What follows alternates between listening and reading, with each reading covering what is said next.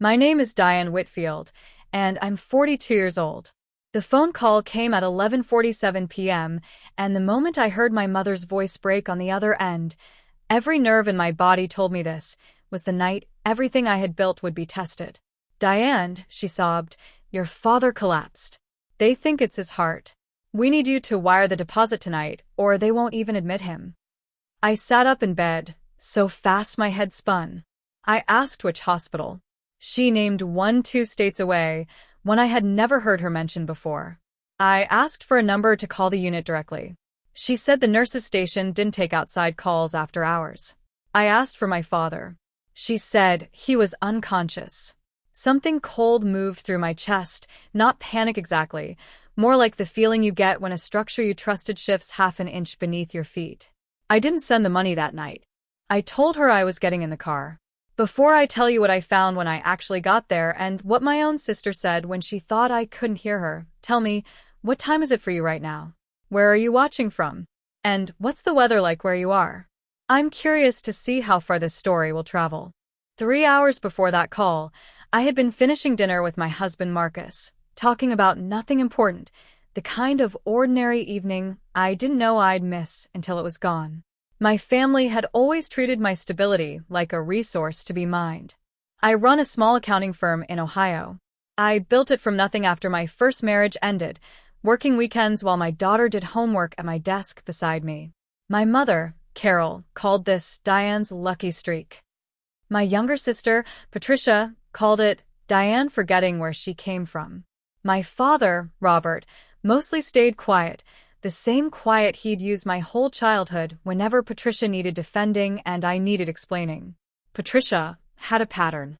Every 18 months or so, a crisis would appear, urgent, expensive, and conveniently impossible to verify quickly. A car accident with no police report. An eviction with no eviction notice. A medical scare with no hospital willing to confirm details over the phone. Each time, my mother would call in tears, and each time I would send money because the alternative, doing nothing while my family suffered, felt unthinkable. Over 6 years, I calculated later, I had sent almost $90,000. I told myself it was an investment in peace. The difference this time was my father. Patricia had used herself as the emergency before. She had used her kids. She had never used him. And something about that crossed a line I didn't know I had until I felt it crack. When I told Carol I was driving instead of wiring money, she went quiet in a way that should have told me everything. "You don't trust your own mother?" she finally said. "I trust hospitals to take calls," I said. "I'll be there in 4 hours." She hung up. I called Marcus from the driveway. He offered to come. I told him to stay with our daughter. Then I did something I had never done before in 6 years of these calls. I opened the recording app on my phone, and before dialing my mother back to ask for the hospital's exact address, I hit record. "Mom, I need the exact hospital name and the attending physician," I said. There was a pause too long for a woman supposedly sitting in a waiting room. "I'll text you," she said. The text never came. Instead, 20 minutes later, Patricia called. "Where are you?" she asked, voice tight. "On the road," I said. "Mom's a wreck. You need to just send the deposit. The hospital won't release him to a room without it." "Which hospital, Patricia?" Silence. Then, "I don't have the name in front of me." 2 sisters, one supposedly at the same hospital as our mother, neither able to say its name. I kept driving. 40 minutes later, my phone buzzed with a number I didn't recognize, Ohio area code, not the out-of-state one Carol had named. I almost didn't answer. I'm glad I did. "Diane," a man's voice said. "This is Greg from the bank. I'm sorry to call so late, but our fraud department flagged an attempt to access your linked savings account using your sister's device. We wanted to verify before we processed anything." My hands went cold on the wheel. What attempt? A request was submitted for an emergency hardship transfer, citing a medical event. It required your verbal authorization, which we couldn't obtain, so it's on hold. I pulled into a gas station and sat there with the engine running. The crisis wasn't unfolding 2 states away. It was unfolding inside my own bank account. I asked Greg to keep the hold in place no matter who called. He agreed and noted my request on the account log. Then I called Marcus and told him everything. He went quiet, the way he does when he's furious but trying to think clearly instead of react. "Don't go to that hospital," he said. "Go to your parents' house." That single sentence reorganized the whole night for me. I wasn't driving toward an emergency. I was driving toward a performance, and performances need a stage. It took me 2.5 hours to reach my parents' street instead of 4 to reach a hospital that may not have existed under the name I'd been given. Every light in the house was on. Patricia's car was in the driveway, not at any hospital. I parked half a block away, in the shadow between 2 streetlights, and walked the rest of the way on foot, my phone already recording from my coat pocket. Through the front window, I could see my mother sitting calmly at the kitchen table with a cup of tea, not crying, not frantic, scrolling on her phone. My father, the man supposedly unconscious in a cardiac unit 2 states away, was in his recliner watching a baseball replay with the sound low. My stomach dropped in a way that had nothing to do with relief. I stood on the porch for a long moment before knocking, not because I was afraid, but because I needed to hear what they said when they thought no one but family was listening. Patricia's voice drifted from the kitchen. "She's still driving. Greg called her, didn't he? I told you using the bank's automated portal was stupid. We should have just had her wire it the old way." My mother's voice, calm and practiced. "She'll be tired enough by the time she gets here to just sign whatever we put in front of her. She always folds when she's exhausted." My father, not unconscious, not in cardiac distress, just irritated. "I told you this was too risky. If she actually calls that hospital, she won't," Patricia snapped. "She never checks. She just sends money." I had spent 6 years being right about exactly nothing, and in that 1 minute on a cold porch, I learned more truth than 6 years of phone calls had ever given me. I knocked. The voices inside stopped instantly. Footsteps. My mother opened the door, already arranging her face into exhaustion and worry. "Diane, thank God, your father's stable for now. They let us come home to rest, but we still need. Where's the hospital paperwork?" I asked, stepping inside, my coat still recording. She blinked. "What?" "Discharge papers. Admission papers. Anything with a hospital letterhead. I'd like to see them before I sign anything or send anything anywhere." My father shifted in his recliner, the baseball game still playing behind him. Patricia appeared in the kitchen doorway, phone in hand, face arranging into concern half a second too late. "Why are you being like this?" she asked. "Dad almost died tonight." I looked directly at him. "Did you?" He didn't answer. The silence answered for him. "I want to see paperwork," I repeated. "Or, I want to call the hospital you named on speaker right now with all of us listening." My mother's composure finally cracked at the edges. "You're treating this like an interrogation." "I'm treating it like a withdrawal request from my account that a bank fraud department flagged an hour ago," I said. "Which one of you used Patricia's device to try to access my savings?" Nobody spoke. I pulled out my phone, not to threaten them, but because I had decided somewhere on that dark drive that I was done being the only person in this family without proof. I played back 10 seconds of what I'd recorded on the porch. My mother's voice, tinny but unmistakable. "She always folds when she's exhausted." My father's voice. "I told you this was too risky." My mother's face went the color of old paper. Patricia's mouth opened, then closed.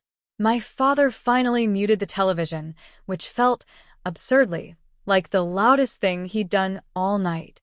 "You were spying on us," Patricia said, her voice climbing toward outrage, the same outrage she always reached for first because it had worked for 30 years. "I was standing on the porch," I said, "listening to my family plan how to drain my account while pretending my father was dying. I didn't have to spy. You just talk loudly when you think no one's recording." My mother tried next, softer this time, the version of her voice she used when anger failed. "Sweetheart, we're in real trouble. Patricia owes people money, dangerous money, and we panicked. We thought if it sounded medical, you'd act faster." "You used Dad's life as a prop," I said, "to scare me into sending money to cover a debt you wouldn't even tell me about honestly. Would you have sent it if we just asked?" Patricia shot back. "No," I said, because I would have asked questions you didn't want to answer. So instead you decided to lie to a bank, attempt unauthorized access to my account, and stage a medical emergency using our father as the bait. My father finally spoke, quiet, almost ashamed, but not quite. Diane, it's not as bad as it sounds. Then explain it, I said, on the record. I held up my phone, recording light visible, and for the first time in my life, I watched my father search for an excuse and find nothing that would survive being said aloud. If you've ever realized the emergency you rushed toward wasn't real, but the betrayal underneath it absolutely was, tell me, would you have walked away from that porch immediately, or stayed to hear exactly how far they'd planned to take it? I stayed. Not because I needed more pain, but because I needed the whole shape of it before I decided what came next. Patricia finally admitted the real number, $11,000 owed to a private lender she'd borrowed from to cover a failed investment she'd never mentioned to anyone. She'd convinced my parents that a fake cardiac event would move me fastest, since I'd softened for father-related crises before, the way I never had for hers alone. My mother had written the script. My father had agreed to play along, reasoning that it would all get paid back eventually, so what was the harm in a little urgency? The harm, I told them, standing in that overheated kitchen at 2 a.m, was that I had spent 6 years building a business specifically so I would never again feel as financially trapped as I had after my divorce, and they had decided my stability existed to be borrowed from at will, even if it meant lying about my father's heart. I called Greg, the bank fraud officer, back the next morning from a hotel room I checked into rather than stay another night under that roof.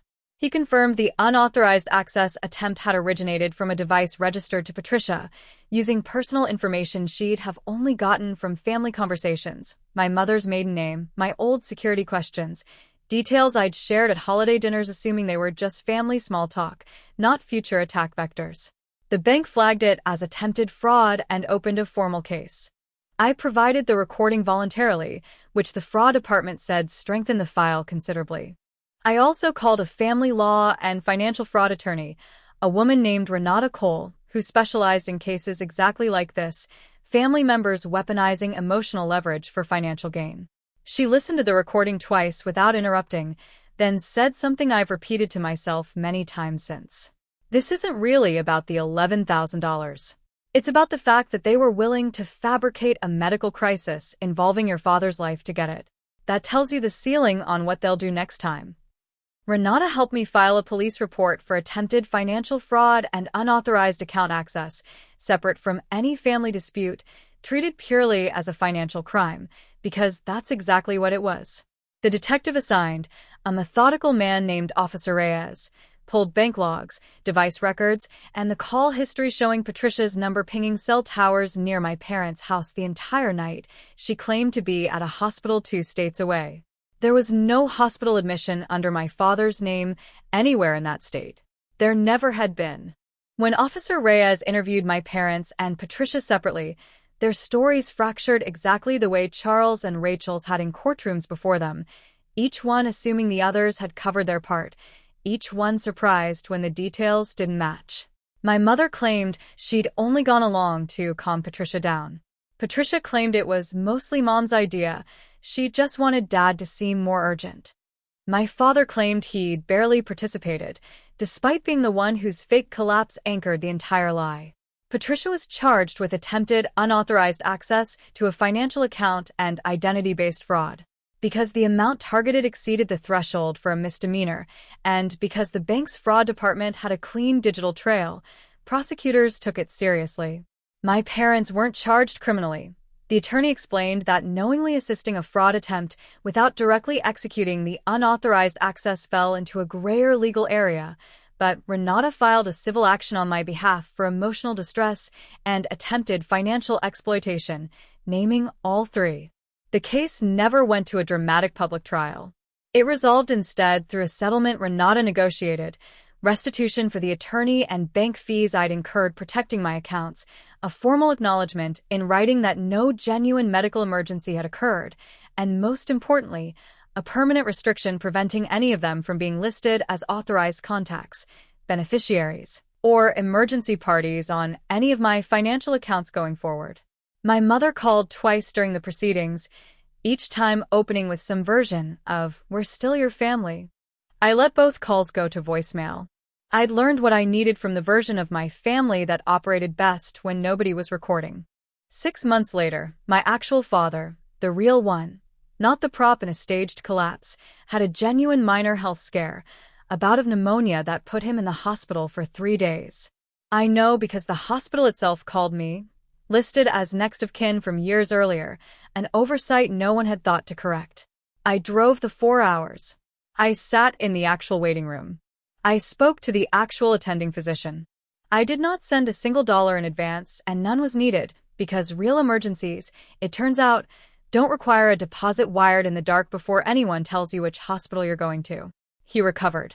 We spoke twice during his stay, carefully, like two people relearning a language neither of us trusted anymore. He never apologized for the fake collapse. Neither did my mother. Patricia, serving out a probation period with mandatory restitution payments, sent one message months later. "I hope you're happy with what you did to this family." I didn't respond, because by then I understood something I wish I'd understood years earlier.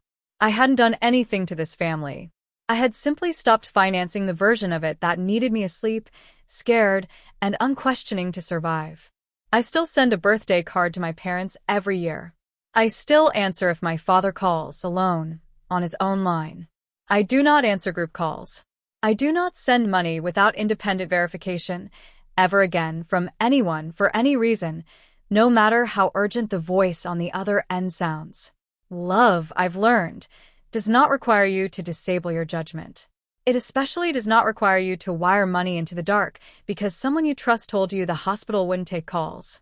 So tell me in the comments, if you discovered the emergency draining your savings account was staged using a parent's fake collapse as bait, would you have confronted them that same night the way I did? Or would you have gathered quiet proof first and let the consequences arrive on their own schedule?